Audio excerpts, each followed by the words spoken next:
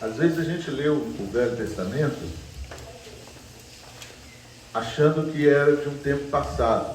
Não é.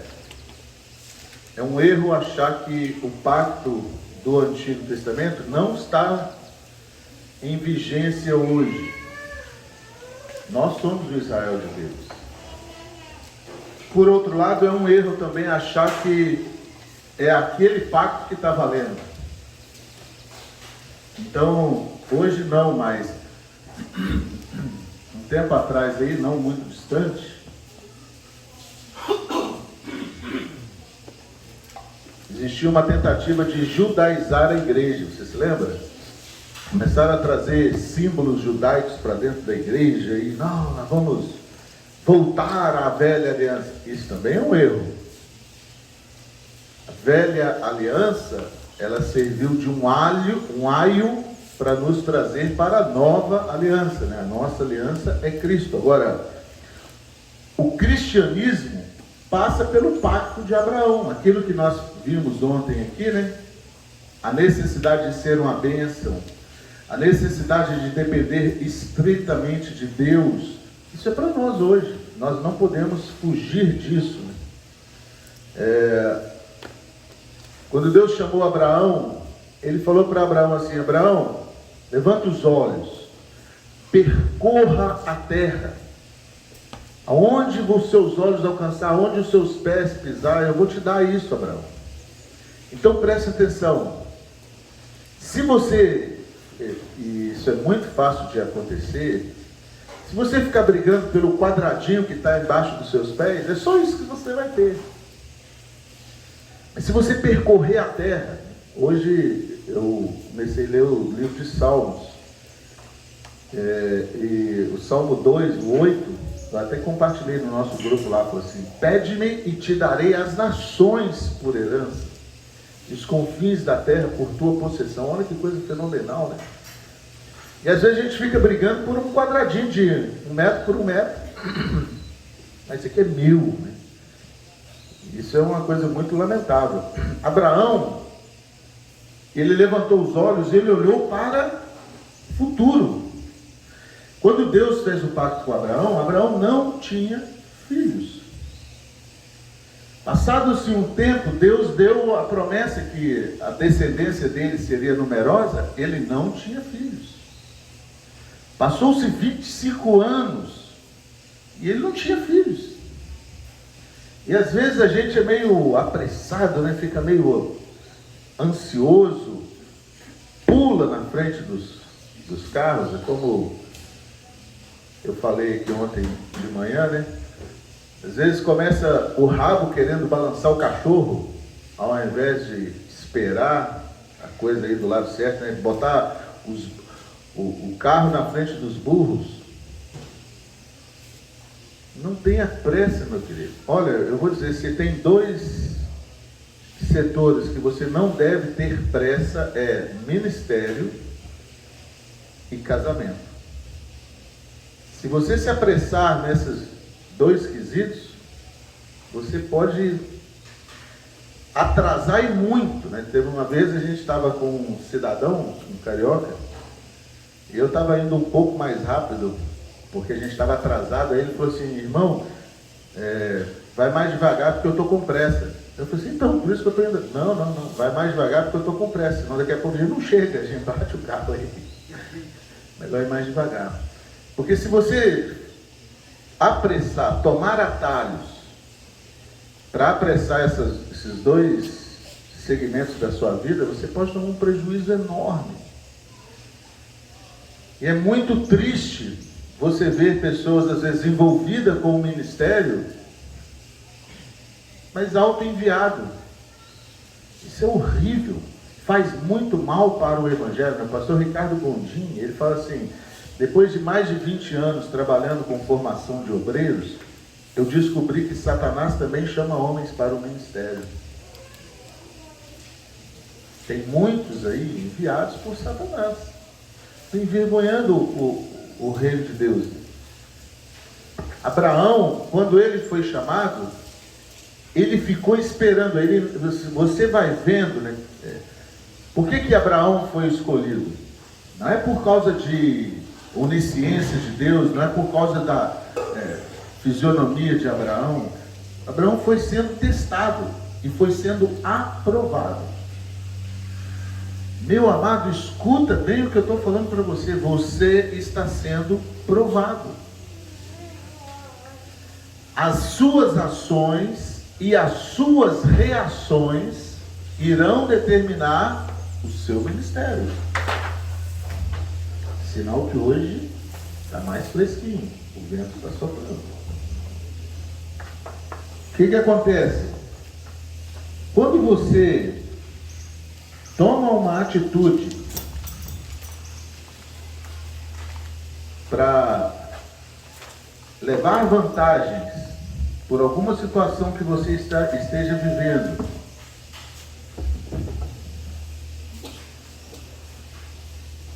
e toma um atalho, não fica iludido. Isso vai refletir futuramente no seu ministério. A Bíblia diz que quer comamos, quer bebamos, devemos fazer tudo para a glória de Deus. Então, assim, às vezes, e eu já passei por isso também, às vezes fica parecendo que você está tomando prejuízo. Às vezes fica parecendo que tem outro levando vantagens na sua frente. Não se iluda, isso também é um teste. Certa vez o salmista olhou e falou para Deus, falou assim: Senhor, por que os ímpios prosperam na minha beira? Isso já deve ter acontecido com você, e se não aconteceu, vai acontecer. Às vezes você vai olhar e fala assim: puxa, eu estou fazendo tudo para Deus, e aquele lá não está fazendo, e parece que para ele está andando mais rápido. Não se iluda, você está sendo testado. Não é dos mais ligeiros a corrida, nem dos mais fortes a batalha. Fica tranquilo, faz como tem que ser feito. Quando Abraão recebeu a promessa, ele tinha 75 anos do filho. Passou dos 100 e não tinha chegado ainda. Pode imaginar isso, amado? Um negócio complicado. Mas a promessa era de Sara, vai vir um filho, né? E a sua descendência vai ser mais numerosa. Mas Abraão estava olhando para a idade, e às vezes você está olhando para as circunstâncias, às vezes você está olhando para o dia a dia, às vezes você está olhando para o relógio. Escuta bem o que eu vou dizer para você: Deus não se orienta por isso aqui, ó. Quando a Bíblia fala que na plenitude do tempo Deus enviou, não é a plenitude do tempo. Na verdade isso aqui não existe, não sei se você já reparou. Tempo não são minutos, tempo são eventos. Não é? Agora não são 8h25, porque esse relógio está determinando que é 8h25. Não é. Até porque lá na minha cidade agora são 9h25. Nós estamos como? Ah lá, tenta me ajudar toda hora. Eventos, nós aprendemos a contar os eventos, né? Que o sol nasceu tal hora, então nós sabemos que depois de uma certa contagem vai ser tal hora e por aí vai. Mas são os eventos. Se esse relógio parar, ou se todos os relógios pararem, os eventos continuarão marcando, porque são os eventos que estão determinando o tempo, e não o tempo que estão determinando os eventos. O sol não vai nascer agora porque são 6h30. São 6h30 porque o sol vai nascer agora. Consegue entender? Às vezes a gente mistura essa história e a gente fica ansioso. Plenitude do tempo na sua vida é quando você alinha a sua vontade à vontade de Deus. Aconteceu a plenitude do tempo. Você está tendo uma ótima oportunidade aqui no seminário, porque você está tendo tempo para parar, para ouvir, você está sendo sacudido pelas circunstâncias. É um ótimo momento para isso. Deus chama Abraão e fala para ele: ó, sai da tua terra, da tua parentela, vai para o lugar que eu te mostrarei. Ele saiu, mas ele levou Ló. E aí aconteceu uma coisa aqui no capítulo 13.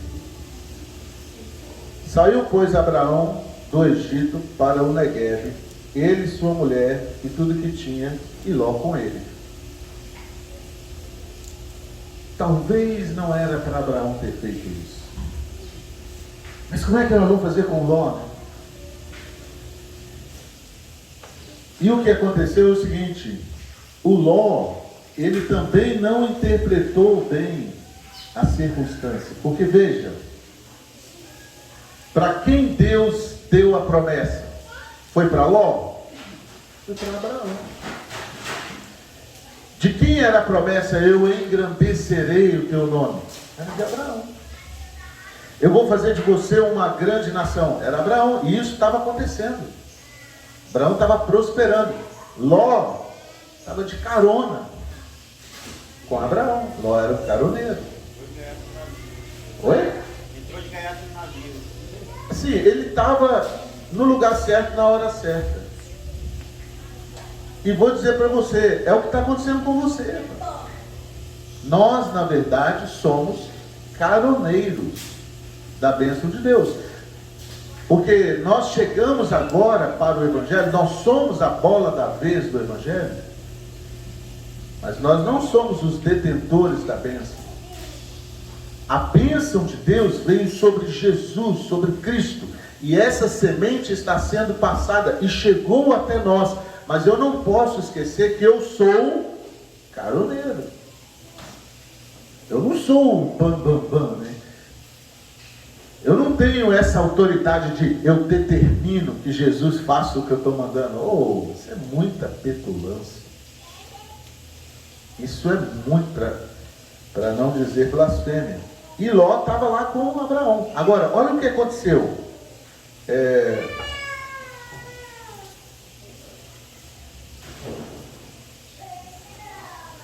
Verso 5. Ló ia com Abraão, também tinha rebanho, gados e tendas.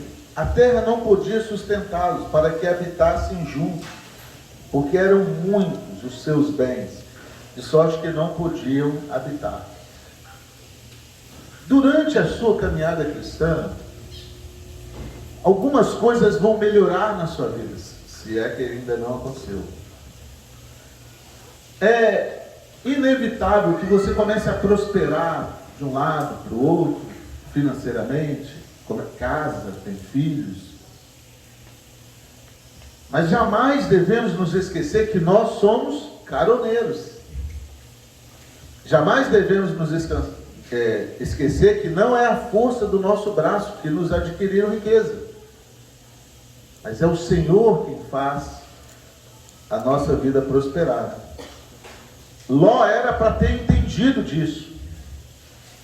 Mas pelo que o texto está mostrando aqui, parece que eram duas casas. E isso não era para acontecer, era para Abraão sair da parentela. Se Ló tivesse se colocado embaixo de Abraão, não precisaria de ter apartado de Abraão. Mas olha aí o verso 6, verso 7. Houve contenda entre os pastores de gado de Abraão e os pastores de gado de Ló. E por que houve essa contenda? Porque Ló estava querendo levar vantagens. Empurra o gado do meu tio para lá, coloca o nosso aqui. Estavam brigando pelo melhor pedaço. E interessantemente, que Ló não parou a contenda. Se ele não provocava, pelo menos ele não tentou parar. Foi Abraão que tomou a iniciativa. Mas lembra-se, o caroneiro ali era Ló. Você não pega carona no carro de uma pessoa e abre as janelas sem pedir, liga o ar-condicionado. Você está de carona. Pode até estar fazendo muito calor e você, puxa, posso abrir um pouquinho aqui, mas você meter a mão lá e fazer é deselegante. Você não deve fazer isso. Você ser convidado para fazer um evangelismo numa igreja e chega lá e começar a falar de doutrina, não, porque tem que acordar às 5h30, porque tem que fazer devocional. Você está sendo deselegante. Você está lá como caroneiro, você está lá como convidado. Fala só do evangelho. Você voltar para sua casa depois de 6 meses de seminário, você vai lá de férias. e chega lá, quer mudar a vida dos seus pais, ou quer criticar a vida dos seus pais, dos quais você viveu com ele 19, 20 anos, e você quer colocar o que você está aprendendo aqui em uma semana que você vai ficar lá, é deselegante, você é caroneiro. O máximo que você deve fazer é orar, boca fechada. Deixar eles lerem na sua vida a sua mensagem. Aí depois que eles te perguntarem, por que você está fazendo assim? Opa, olha, Deus está me comunicando isso, eu estou aprendendo isso. Se eu fosse você, experimentava também. Ótimo. Agora você chegar lá e querer mudar o sistema de uma casa, você vai ficar lá uma semana, querer os 6 meses que você ouviu aqui colocar na mente deles, é deselegante, se torna chato. Eu desafio alguém aqui que já recebeu uma visita do Testemunho de Jeová, e o cara está ali insistindo, você vai com a panela no fogo, o feijão está queimando e a mulher está lá. Tem até a história de que bateu palma lá no portão, né? Aí a mulher gritou, quem é? Ah, o Testemunho de Jeová. O que vocês querem? Ah, nós queremos falar da Bíblia para você. Vocês estão em quantas aí? 2. Então fala você com ela aí que eu estou muito ocupado aqui. Oi, não. Porque eles querem, num momento, numa visita, eles querem... E olha que eles são muito bons naquilo que eles fazem. Mas você sabe o que acontece, mas deixa a pessoa ler a Bíblia primeiro em você. Ler a Bíblia que você está vivendo, para depois falar aquela que você está pregando. Porque, na grande maioria das vezes, é só fogo de palha, vento de doutrina. Na hora que apareceu um outro lá falando de que tem que colocar um chifre de bode aqui para você tocar o chofar, e você vai cair nessa também. Porque você é superficial. Viva primeiro o que você está vivendo, falando, aí depois você vai pregar para aquela pessoa. Como eu falei para você, eu já recebi vários relatórios de evangelistas de pastores que falaram assim, eu não quero mais evangelistas aqui, porque o cara está tentando doutrinar a igreja. Eu ainda recebo, até alguém me perguntou ontem como é que faz para fazer evangelismo lá, e eu recebo pessoas para fazer evangelismo lá na igreja. Mas eu dou uma lista para ele de coisas que ele não podem falar lá. Algumas palavras são proibidas de falar durante o seu período de evangelismo. Seminário é o primeiro. Não é para você falar a palavra seminário. Não é para você falar a palavra devocional. Não é para você falar a palavra leitura de livros. É para você falar da Bíblia. Você vai falar de evangelismo. As pessoas podem ver você lendo um livro e aí te perguntar, assim, o que é isso aqui? Aí você vai falar. Porque já aconteceu da gente estar ali trabalhando com pessoas, às vezes semanas, meses, para poder ganhar a confiança dela. Chega um cruz credo lá para fazer um evangelismo, primeira coisa que ele faz é assim, vamos para o seminário. Ah, por que vamos para o seminário? Ele ainda nem tem a nossa confiança ainda. Primeira coisa que vem na cabeça da pessoa é assim, rapaz, esse povo está querendo me prender, eles estão querendo me... E eu já trabalhei com pessoas lá que tem, assim, às vezes, dificuldade até de ir lá no seminário, lá em Guarapari mesmo.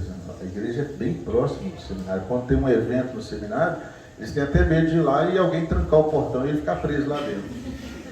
Trauma mesmo. Então tem certas coisas que você chega e você é caroneiro. Você não mete a cara. Você espera. Você é convidado. Você fica ali. É como o provérbio fala, né? Se te sentares à mesa com o rei, põe uma faca na tua garganta. Coma tudo que ele coloca na mesa, né? Porque senão vai dar errado. Ló era para ter tomado a iniciativa, mas ele ficou quieto. Abraão tomou a iniciativa. Olha só o que houve aí. Disse Abraão a Ló, não haja contendas entre mim e ti. E no finalzinho do 7 fala assim, nesse tempo os cananeus e os fariseus habitavam na terra. Essa é a pior parte. Porque o caroneiro fica brigando com aquele que é o o dono da bênção, e fazendo mau testemunho para os cananeus e os fariseus, que estão olhando, falando assim, rapaz, olha os crentes como é que vivem. Deus me livre hospedar uma pessoa dessa na minha casa. Porque não se iluda, meu querido, as pessoas estão olhando para a sua atitude antes de ouvir o que você está falando. Não se iluda, porque as pessoas vão olhar para você, ver como que você, a hora que você acorda, como que você acorda, vão olhar para você e vão ver o que você está fazendo quando você senta para comer. As pessoas estão olhando, lógico. E não se iluda, pensando que você vai chegar na igreja, vai fazer um bom sermão, todo mundo vai chegar lá e vai se converter, e no outro dia vai ver você tratando o jeito das pessoas, como que você levanta da mesa, como fica a mesa. Tudo isso é parte da sua pregação. Como você está se portando. Os cananeus e os fariseus estavam vendo essa contenda entre Ló e Abraão. E é muito triste você ver exemplos melhores de conduta fora da igreja do que dentro da igreja. É muito triste você ver pessoas que às vezes têm um casamento mais ajustado vivendo fora da igreja do que uma pessoa que vive dentro da igreja, que ouve a sã doutrina que nós estamos ouvindo e às vezes vive em guerra. É muito lamentável. Às vezes você vê criação de filhos fora da igreja num padrão melhor do que alguém que está dentro da igreja. Eu não estou falando que são crentes, mas eu estou falando que não estão praticando aquilo que está ouvindo. Porque é para eu corrigir o meu filho, é para eu inculcar a palavra no meu filho. E às vezes você vê uma pessoa de fora que o filho tem um comportamento muito mais exemplar do que o de dentro da igreja. Os fariseus estão vendo isso. Isso é parte do testemunho. Aí disse Abraão a Ló: não haja contenda entre mim e ti, entre os meus pastores e os teus pastores. Meu querido, isso era para Ló ter tomado essa atitude. Era para Ló pensar assim: rapaz, eu sou o caroneiro. Escuta bem o que eu vou falar para você. Não espere alguém chegar e falar assim para você. Você tem que tomar a iniciativa. Se alguma coisa está acontecendo, por exemplo, vamos supor que tem contendas no local onde você dorme, né, no seu quarto ou no seu local de trabalho. Vamos supor que tenha contendas na equipe que você trabalha. É sua obrigação como cristão achar a paz para esse relacionamento. Mas pastor, eu já tentei, a pessoa é muito difícil. Tenta de novo. Você não está tentando o suficiente. Quando a pessoa fala para mim assim: pastor, eu já tentei de tudo, eu falo assim: não é verdade. Porque a Bíblia diz que sempre que depender de você, tem de paz com todos os homens. Então tente mais um pouquinho. Farta-te de afrontas. A Bíblia fala isso. Não pensa que você está tomando prejuízo fartando-se de afrontas. Pelo contrário, você está sendo preparado para algo maior. E se você não tem condições de ir com os que vão a pé, o que você vai fazer quando você tiver que ir com os que vão a cavalo? Se você não consegue resolver um problema no quarto onde você está dormindo, com uma pessoa que é companheiro seu de seminário, o que você vai fazer quando você estiver dentro do ministério e tiver problemas muito maiores para você resolver? Você não vai conseguir. O pastor Larry contava para a gente, e na época eu falava assim: não, deve ser que tem algum engano nisso daí. Mas depois, ao longo do tempo, você vai vendo que é pior do que ele falava. Que a maior causa, a principal causa de missionários que voltam do campo transcultural, sabe qual é? Problemas interpessoais entre os missionários. Não é a cultura, não é a língua, não é a comida, não é a igreja perseguida, locais fechados. Pelo contrário, tem pessoas que resistem até morte em países fechados para o Evangelho. Mas às vezes não sabe lidar com um outro missionário que foi lá para ajudá-lo. E problemas interpessoais é a maior causa de retorno de missionários do campo. O missionário não consegue ficar no campo. É inacreditável um negócio desse. Somos cristãos. Somos mensageiros do Evangelho. O Evangelho do Reino que 100% é relacionamento. Evangelho é relacionamento. Evangelho não é música. Evangelho não é doutrina. Evangelho não é teologia. Evangelho é relacionamento. Fazer o melhor possível com o relacionamento com Deus, o melhor possível no relacionamento com o próximo. Se você errou esse quesito aí, não adianta você ter diplomas de bacharelado em teologia. Você está fora do Evangelho. Agora imagina, o Ló viu a situação entre os pastores ali ruim. E Abraão tomou a iniciativa. Agora também você não vai fazer igual o irmãozinho lá que chegou e falou para o outro assim, falou assim, olha bem, eu vim aqui para a gente resolver esse problema porque deram a capela lá e falaram que o mais espiritual é o que toma a iniciativa, então eu estou aqui pedindo aqui para a gente... Sim, senhor espiritual. 10 para você. Na teoria, na prática 0. Isso é lançar mais lenha na fogueira ainda, né? Você não confessa o seu pecado confessando o pecado do outro. Eu te dei aquele soco ontem, você me perdoa, mas também o que você falou comigo, né? Não é qualquer um que aguenta, né? Isso não é confissão de pecados. Você está achando culpados. Nós não somos procuradores de culpados, nós somos solucionadores de problemas. Confessa o teu pecado. Uma vez eu peguei um grupo de jovens e nós fomos numa igreja. Era um sábado, eu falei assim, vamos lá no culto de jovens. Mas eu não olhei direito o folhetinho, o negócio era uma vigília. Quando eu vi lá, e assim, a gente, seminarista, na época eu era professor, estava levando os seminaristas, a gente senta na frente, né? Então entramos na igreja, aquele igrejão, sentamos lá na frente. Quando o rapaz falou que era a vigília que estava começando, eu falei, meu favor, como é que a gente sai daqui agora, né? Para levantar e sair, era um grupo, uns 15 que estavam comigo, ia ficar um negócio feio. Aí eu fiquei pensando, assim, a gente vai no intervalo, na hora do cafezinho, a gente já... Mas eu não consegui esperar nem o intervalo. Porque o cidadão deu a introdução no louvor. E aqui um recado para os irmãos que tocam no louvor aqui, é melhor não falar nada do que falar uma besteira. Olha como que ele introduziu. Irmãos, não vai adiantar nada a gente fazer essa vigília aqui, se a gente não tiver com o coração puro. Então eu mesmo já vou começar confessando aqui Eu falei, essa noite vai ser longa. Aí ele virou para a irmã e falou assim, irmã, no dia do ensaio eu falei aquele negócio com você, mas também a senhora, né? Puxa, o jeito só tratou meu filho. E aí começou, eu falei assim, a lavação de roupas sujas. Isso do culto. A gente era visitante, tinha um grupo grande de visitantes. Eu levantei e fui embora. Eu falei, vou esperar o intervalo, não sei onde esse negócio vai dar.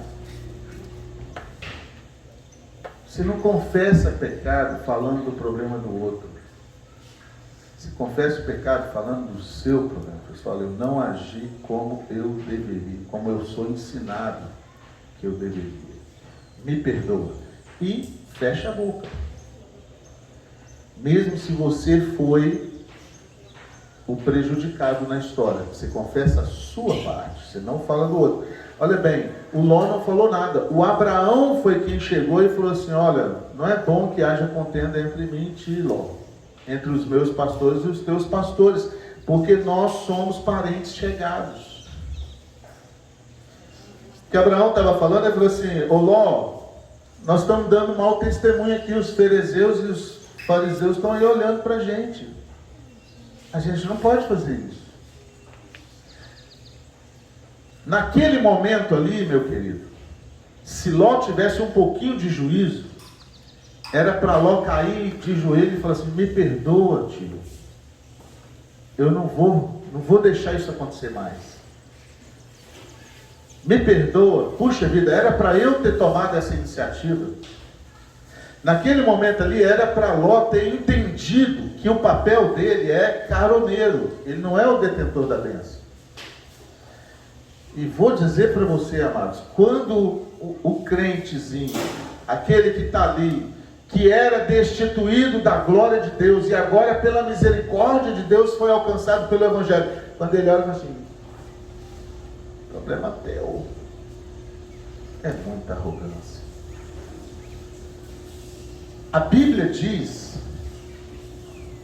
Deuteronômio 24, que se você encontrar o burro do teu inimigo perdido, é para você pegar e levar de volta e entregar para ele. E lá ainda fala assim: porque se você não fizer isso, o Senhor Deus vai cobrar de você. Isso nós estamos falando do teu inimigo e do teu companheiro de ministério. O que você tem que fazer? Agora vem o filhote cruz credo lá e fala assim: não, eu tenho minha consciência tranquila. De consciência tranquila, o inferno está pavimentado. Relacionamento. Evangelho é relacionamento. Se você não consegue se relacionar com uma pessoa que está dentro de um seminário, que está ouvindo as mesmas coisas que você, que está se preparando para o ministério, não pense que você lá do outro lado do mundo, você vai conseguir pregar o Evangelho e vai ser bem sucedido. É loucura você pensar um negócio desse. Na hora que Abraão começou a falar, era para o Ló ter falado assim: tio, por favor, me perdoe, eu vou conversar com os meus pastores. Aí o Abraão fez mais, ele falou assim: olha, acaso, no verso 9, acaso não está a terra toda diante de ti? Você olha para a direita. Se você escolher a direita, eu vou para a esquerda. Você olha para a esquerda. Se você escolher a esquerda, eu vou para a direita. Outra vez, era para Ló ter falado assim: tio, por favor, de jeito nenhum, nós não podemos fazer isso. Eu não posso, porque eu sou caroneiro, eu estou debaixo da sua. A minha fazenda está crescendo porque a sua está crescendo. E vou dizer um negócio para você, querido. Nós somos resultados da bênção do ministério de alguém. Pode ter certeza disso. Não se auto-envie. Não pense que porque as coisas estão melhorando para você, que isso vai ser sempre assim. Se você agir bem, é certo que serás aceito. Se agir mal, o pecado jaz à porta. Vai ser difícil para você. Eu vou conjecturar aqui, me perdoe por favor, eu vou ilustrar essa frase aqui de Abraão. Se eu fosse um cineasta, eu ia filmar, eu ia fazer uma filmagem dessa cena. Porque imagina, tá os pastores de Abraão e os pastores de Ló, tudo brigando. Aquele furdúncio todo acontecendo, né? Os cananeus e os ferezeus estavam do lado de lá, assim, olhando aquela cena toda. Que papelão, olha os crentes como é que vivem. O Abraão larga a Bíblia dele lá na tenda e sai. E vê aquela cena toda. Fala assim: está tudo errado. Ló, vem aqui. Isso não é bom o que está acontecendo, Ló. Olha para a terra. Se você for para lá, eu vou para lá. Se você for para lá, eu vou para lá. Sabe como que eu vejo essa cena? O Ló falando assim: tá vendo aí, meus pastores? Meu tio se abaixou para mim. Se encheu de orgulho. Tá vendo aí? Sou eu que vou escolher. Deixa eu ver. Grama, relva, pedra, poeira. Eu quero te dar. Porque o ímpio, ele está sempre olhando com os olhos humanos. O homem espiritual enxerga o natural, mas também enxerga o espiritual. O homem natural não consegue enxergar o espiritual. Ele tenta, mas ele não consegue. Ele só consegue enxergar o natural. E naturalmente falando, as Campinas do Jordão eram muito melhores do que as Pedregulhos de Canaã. O Ló olhou assim e falou assim: eu tenho a oportunidade de escolher. Tolo, essa noite pedirão a tua alma. E o que tens ajuntado, para quem será? No mínimo, de novo, era para Ló ter caído de joelho e falar: tio, por favor, não vamos fazer isso não. Ao invés da gente separar assim, então, ao invés da gente separar assim, o senhor para lá e eu para lá, vamos separar assim, ó. O senhor fica com um pouco de campina e um pouco de pedra, e eu fico com um pouco de campina e um pouco de pedra. Pelo menos isso. Não, eu fico com as campinas. Fica você com as pedras. Consegue ver, irmãos? Ninguém toma prejuízo por ser honesto com Deus. Você pode até tomar prejuízo naquele momento, ou achar que está tomando prejuízo naquele momento. Mas Deus é justo. E é Ele quem te dá sabedoria para adquirir riqueza. Não é a força do seu braço. Não pode ser. Se te puxarem o tapete onde você está, a Bíblia fala isso, Mateus 5:11. Bem-aventurados sois quando vos injuriarem e mentindo disserem toda sorte de mal contra vós. Regozijai-vos, porque grande é o vosso galardão no céu. Então, se você está agindo honesto e alguém vem e puxa o seu tapete, não fica apavorado não. Tenha alegria com isso. Fica tranquilo. Deus vai te prosperar. A mente de Abraão pensava assim: não são as Campinas do Jordão que está me abençoando, não é esse rapazinho aí que está me abençoando, a minha bênção vem de Deus. Eu posso ir para o Pedregulho, que Deus vai fazer lá um manancial. E é isso mesmo que acontece. Você não precisa querer levar vantagens. O grande problema do ministério é a pessoa querendo levar vantagem. Aí nós temos um monte de mau testemunho, de pessoas que balançam o coqueiro, de pessoas que fazem cada coisa para levar vantagem. Eu vou profetizar sobre você agora, hein? Isso é uma profecia. Você vai ser tentado a burlar algumas coisas para ir mais rápido do que o seu amigo que está sentado aí do seu lado. Você vai ser tentado a fazer algumas coisas para chegar na frente de alguém que chegou depois de você. E você pensar assim: não, eu tenho que passar na frente dele, eu tenho que ir mais rápido, a minha igreja tem que crescer mais, Essa é a estratégia de Satanás. É isso que ele está querendo. A nossa missão é permanecer honesto com os princípios, fiéis aos princípios. A nossa obrigação é aguardar a porta de Deus se abrir. Você não mete o pé na porta para você ir, irmão. Espera. E aí então as coisas vão acontecendo. Abraão falou para Ló, falou assim: não haja contenda entre mim e ti, nós somos parentes chegados. Olha para a terra, Ló. Se você for para lá, eu vou para lá. Se você for para lá, eu vou para lá. Aí olha só o verso 10. Levantou Ló os olhos, viu toda a campina do Jordão, que era bem regada. Aí tem um parêntese aqui na minha tradução: antes de haver o Senhor destruído Sodoma e Gomorra. Ló não sabia, mas ele escolheu o lado da destruição. Há caminhos que o princípio deles parecem bons, mas o fim deles são caminho de morte. Há decisões que o homem toma que parece que ele está levando vantagem, mas não gasta muito tempo, você vai vendo, deu ruim. Agora, Salmo 125 diz assim: aqueles que confiam no Senhor são como o monte Sião, jamais se abalam, firme para sempre. Aleluia! Fantástico isso, amado. Eu posso descansar nas promessas do Senhor, está vendo? Olha, aqueles que confiam no Senhor são como o monte Sião, jamais se abalam. Você acha que isso aqui abalou a fé de Abraão? Você acha que isso aqui abalou a autoridade de Abraão? De jeito nenhum. Você acha que não houveram críticos para criticar a posição de Abraão? Você, Abraão, você está doido? O que nosso gado vai comer amanhã?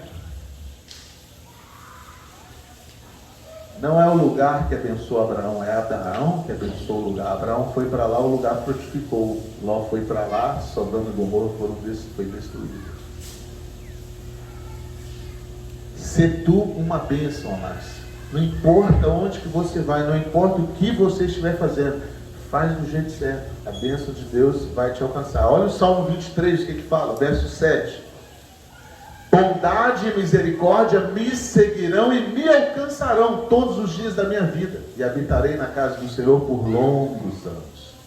Ou seja, eu vou para lá, bondade e misericórdia me seguem e me alcançam. Eu volto, bondade e misericórdia me alcançam.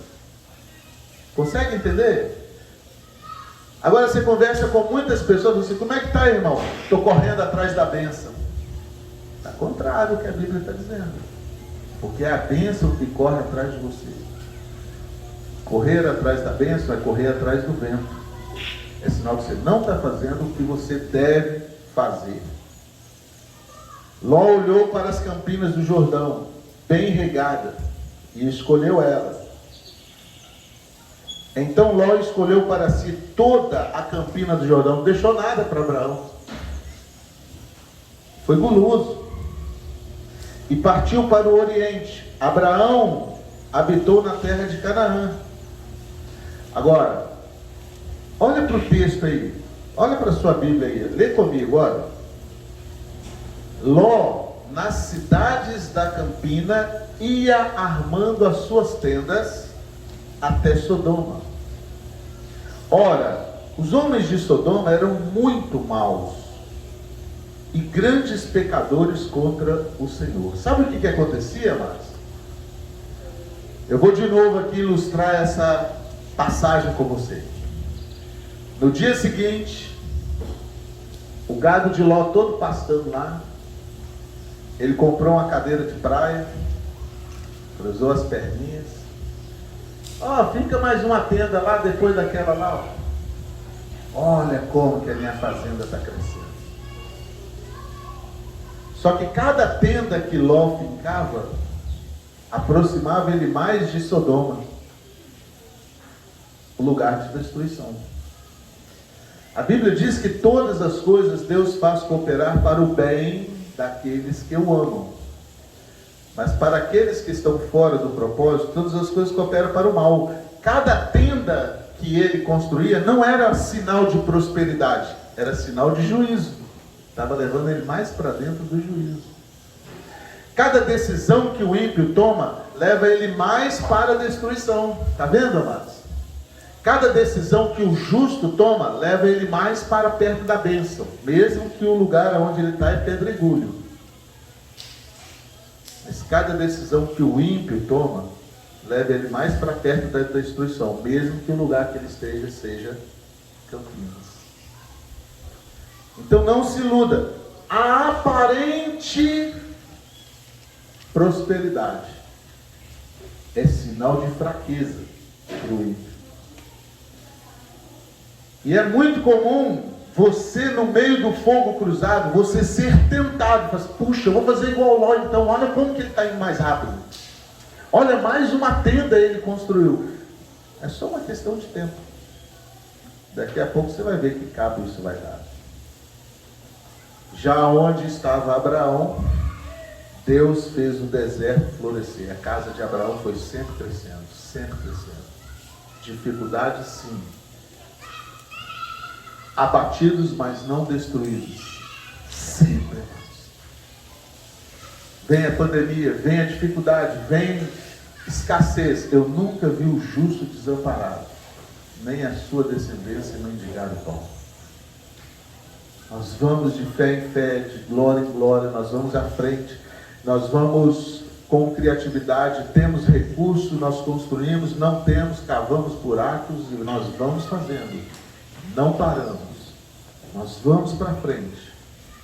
Eu ouço conselhos, eu vou andando na frente, eu vou me, mas sempre guardando os princípios. Não vá com aqueles que vão rápido. Quando alguém chegava em Jerusalém, no início da era cristã, até hoje é assim, né? Jerusalém é a capital religiosa, né? Então quem chegava em Jerusalém e queria ver, né, a bênção de Deus, o que fazia?